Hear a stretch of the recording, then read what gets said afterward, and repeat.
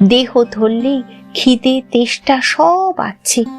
এবার বাড়িতে অসুখের সময় একদিন মাঝরাতে আমার এমনই খিদে পেল। সরলা টরলা সব ঘুমিয়েছে। আহা, ওরা এই খেটে খুটে শুয়েছে, ওদের আবার ডাকবো? নিজেই শুয়ে শুয়ে চারদিকে হাতড়াতে লাগলুম। দেখি 4টে খুদ ভাজা একটি বাটিতে রয়েছে। আবার মাথার বালিশের পাশে 2খানা বিস্কুটও পেলুম।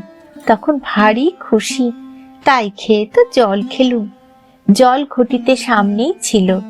খিদের জ্বালায় খুদ ভাজা যে খাচ্ছি তা জ্ঞান নেই। এই বলে হাসতে লাগলেন।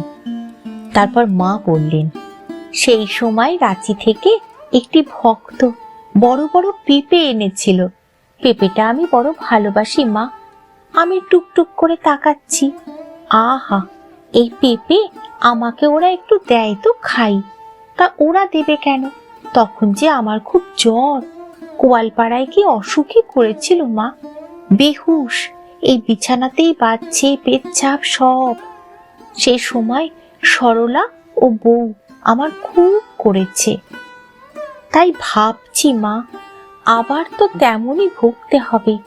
তা সেবারে কাঞ্জিলালের ওষুধে সেরে গেল।